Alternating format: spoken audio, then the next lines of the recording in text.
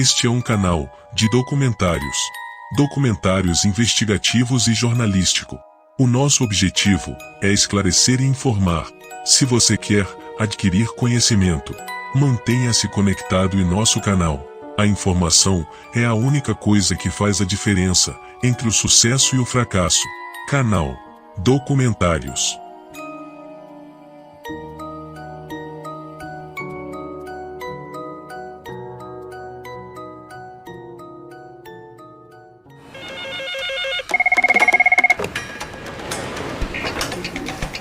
Alô? Eu falo com a dona Maria? Fala. Nós estamos entrando em contato com a senhora, dona Maria, porque entrou aqui no meu sistema um apontamento suspeito. Esse é um áudio real de uma tentativa de golpe.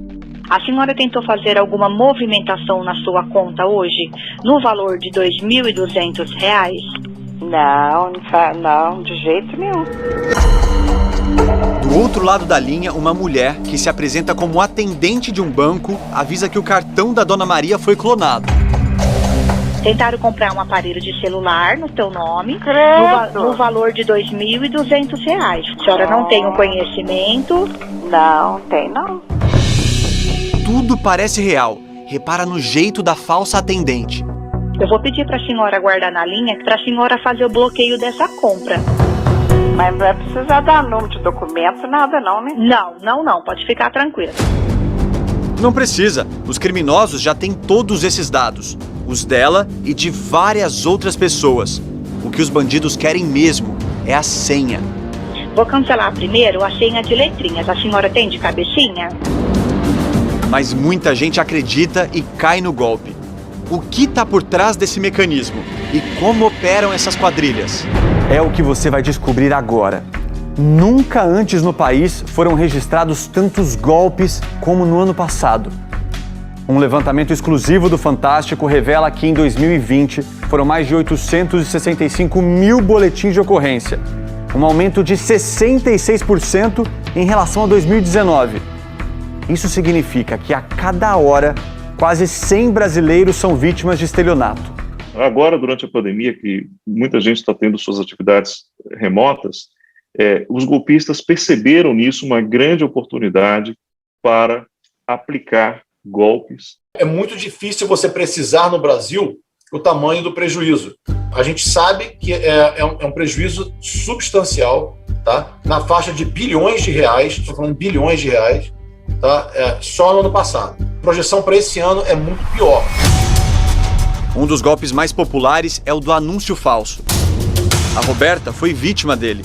Olha como é que funciona. Ela decidiu vender na internet um celular usado. Essa sou eu. E esse é o aparelho. Eu tive vários contatos, né, nessa tentativa de venda do celular. E um desses contatos foi uma pessoa que se passou por uma mulher. Durante a negociação, ela pediu para que eu fizesse vídeos meus com o aparelho, para que eu pudesse provar a ela de que eu estava com o aparelho, que ela estava insegura na negociação. Olha, isso aqui é uma sujeirinha. A gente passa o dedinho, ela sai. Depois, a suposta cliente disse que queria trocar fotos dos documentos. Na hora eu achei pertinente e enviei uma foto do meu documento pessoal. A Roberta não sabia, mas estava falando com um golpista. Só que já era tarde. O criminoso não queria o dinheiro dela, mas os dados. Depois de algumas semanas, uma pessoa entrou em contato comigo pela minha rede social. E aí essa pessoa mandou uma foto do meu documento perguntando: essa pessoa é você?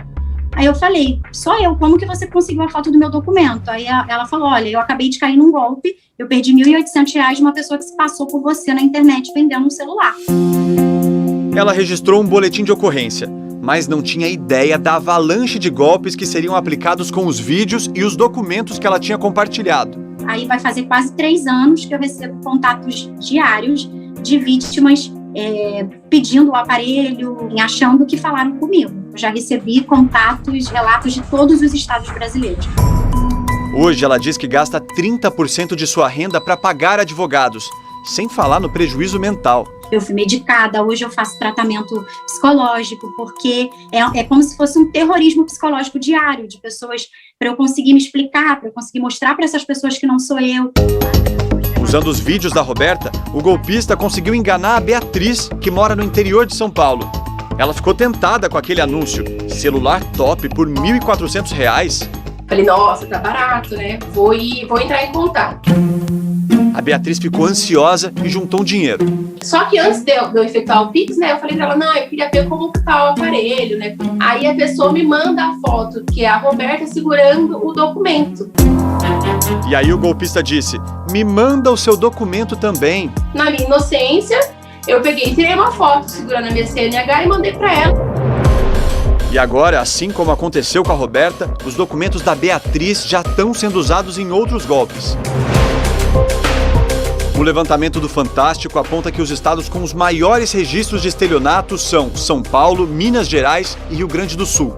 A nossa maior dificuldade hoje é o tempo, porque o dinheiro que cai na conta de um estelionatário, ele sai muito rápido. Nós temos a dificuldade da demora da análise dos pedidos de quebra pelo judiciário, temos a demora das plataformas responderem aos pedidos de informações. E quanto mais o tempo passa, mais esses golpes ficam sofisticados. Alguns criminosos têm acesso ao seu nome completo, CPF, às lojas que você frequenta, ao número da conta bancária. Mas como eles sabem tudo isso? Bancos de dados. A gente está gerando e fornecendo dados do momento que a gente acorda até a hora de dormir. Então, quando a gente sai de casa e vai numa academia de ginástica, a gente fornece a nossa impressão digital. De lá, a gente passa na farmácia e a gente fornece o nosso CPF. Ao sair de lá, a gente pega o carro e muitas vezes o celular está coletando dados georreferenciados. O problema é que esses dados que são coletados, eles são armazenados muitas vezes de uma forma insegura. Existem quadrilhas especializadas em roubar esses bancos de dados. E no mercado clandestino, eles vendem essas informações para os estelionatários, por muito dinheiro. Existem ofertas, por exemplo, de bases de dados de brasileiros sendo feitas na Deep Web que somam 50 milhões de reais, por exemplo. Uma única base de dados. O Marco mora na Califórnia e está à frente de uma das maiores empresas de cibersegurança do mundo. A equipe dele monitora ataques de hackers na internet. O volume de dados vazados em 2020 foi 769% maior que 2019. Ele defende que as senhas com números e letras sejam aposentadas com urgência. No lugar delas, fatores biométricos, como impressões digitais e voz. A dependência na senha tem que desaparecer. Não existe um computador hoje, depois da pandemia, que não tenha uma câmera e um microfone. Usar fatores biométricos como fatores adicionais de autenticação faz total sentido e é absolutamente urgente. Foi a equipe do Marco que, em janeiro deste ano, identificou um vazamento de dados considerado o maior da história do Brasil. Mais de 223 milhões de CPFs e mais de 40 milhões de CNPJs. Eles acreditam que esses dados sejam uma mistura de vazamentos de empresas privadas e públicas, que têm bancos de dados bem maiores. Por isso, a Polícia Federal investiga o caso. A PF tem um setor especializado em investigações de crimes cibernéticos e ataques hackers. A gente conversou com um dos peritos. Você pode ter vazamentos muito antigos, né, e esses dados estarem sendo usados até hoje. Você tem bases de dados que podem ser mais atrativas para o atacante. A Receita Federal tem informação sobre todos os brasileiros, questão de renda, de imposto de renda, Detran, que tem informações sobre motoristas. Só nessa pandemia, em auxílio emergencial, os golpistas conseguiram desviar mais de 8 milhões de reais dos cofres públicos. A Ariela é modelo plus size, ficou desempregada no ano passado e foi uma das vítimas. Baixei o aplicativo para tentar cadastrar e lá eu já vi que tinha um número de telefone de São Paulo, meu DDD é 013, o meu e-mail é outro. Então, realmente, alguém se passou por mim e conseguiu sacar o dinheiro. Em nota, a Caixa Econômica Federal diz que a quantidade de fraudes confirmadas no auxílio emergencial foi extremamente pequena e que não foi desprezada pelo banco. Afirmou ainda que quando uma fraude é concretizada, o banco ressarce imediatamente o cliente. Com tanta informação, os criminosos conseguem criar praticamente uma indústria dos golpes. Nós conversamos com delegados de vários estados e eles nos contaram em detalhes como funciona o esquema super sofisticado do golpe do cartão clonado. Eles dizem que isso está virando uma febre, hein? São várias quadrilhas que atuam com o mesmo modus operandi. Lembra daquele áudio do começo da reportagem? Alô? Eu falo com a dona Maria. Tentaram comprar um aparelho de celular no teu nome. Nós paramos justamente nessa parte. Os bandidos fingem que são da central de atendimento do banco e que precisam do cartão e da senha da dona Maria para bloquear uma tentativa de clonagem, que é mentira. Eu vou cancelar também, dona Maria, a senha numérica de 4 números. A senhora tem de cabecinha, minha querida?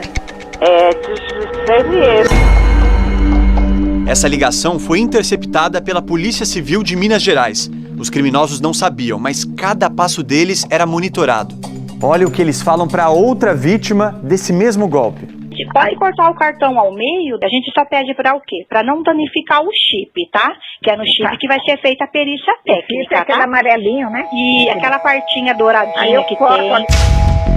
E para fazer a falsa perícia, eles mandam um falso portador buscar o cartão ou o chip. Essas imagens são da mesma quadrilha, mas com uma terceira vítima. Em outra investigação, a Polícia Civil de Santa Catarina também conseguiu prender um desses golpistas. Minha função nesse esquema é fazer a retirada do cartão e espetar na máquina. Eles carregam maquininhas de cartão e, como tem a senha, fazem uma limpa na conta bancária. Dá para fazer 20 mil no dia, 28.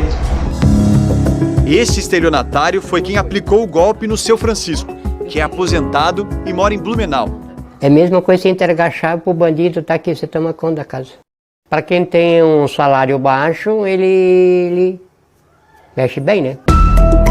No Rio Grande do Sul, a Polícia Civil encontrou um escritório usado por essas quadrilhas. Nós temos aquele da ponta, nós temos as telefonistas, temos quem instala o sistema, nós temos os que emprestam os seus dados para comprar as máquinas, nós temos aquele que paga as viagens, que custeia as viagens, e temos o maior ainda, né, que é um que gerencia. A Polícia Civil de São Paulo descobriu uma central de golpes em pleno funcionamento. Então vocês têm todos os dados dos clientes aqui? Seriam essas listas que estão na tela? Isso. Era uma sala localizada num prédio residencial. Eram centenas de ligações, centenas de vítimas lesadas pela quadrilha diariamente. A quadrilha, investigada pela Polícia Civil de Minas Gerais, era tipo uma empresa. Tinha metas e até bonificação. Quando batia meta, pagavam até viagens. Aí o pessoal curtia um feriado no Nordeste. Para o criminoso, ele já viu que tem certa vantagem ele atuar nessa área do crime não violento e que ele consegue facilmente as vítimas e que dificilmente ele tem muito mais chance de não ser preso, não ser condenado. Com a nova lei sancionada nesta semana, a pena para quem usa meios eletrônicos para aplicar golpes pode chegar a 8 anos. O levantamento do Fantástico revela que nos 3 estados com mais casos de estelionato foram registrados nos últimos 5 anos mais de 1.100.000 boletins de ocorrência. Porém, no mesmo período, foram menos de 170.000 processos abertos na Justiça e menos de 8.000 condenações por estelionato. Diante desse cenário, é importante ficar atento. Regra número 1. Não utilize a mesma senha em diferentes serviços. Use senhas com caracteres especiais, com caracteres maiúsculos, minúsculos. Terceira regra de ouro. Utilize autenticação em 2 fatores, ou autenticação em 2 etapas. E muito importante, a Federação Brasileira de Bancos alerta que nenhuma instituição solicita confirmação de dados por telefone ou mensagem.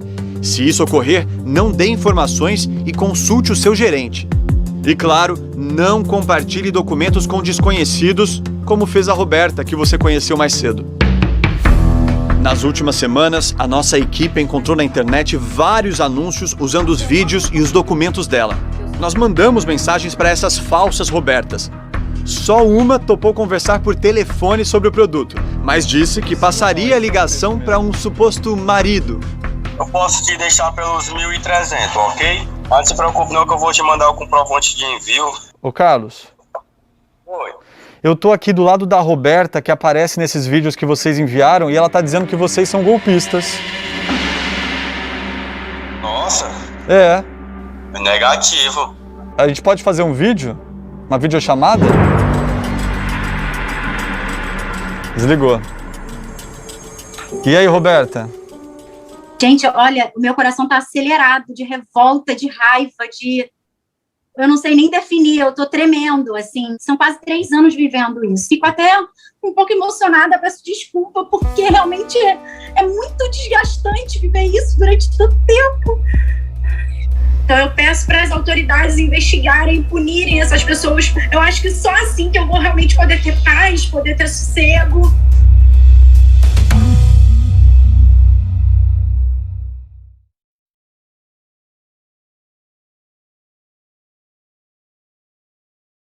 Todos os nossos vídeos é uma compilação de vários trabalhos e seus autores. Trazemos uma coletânea de vídeos, realizando uma grande compilação de documentários. Os nossos vídeos têm a devida autorização de seus criadores e autores. Desta forma realizamos uma excelente compilação, reunindo documentários impressionantes. Este vídeo foi criado com base em eventos ou situações que realmente aconteceram na vida real. Esta não é uma história fictícia, mas um vídeo autorizado devidamente por seus proprietários. Canal e documentários.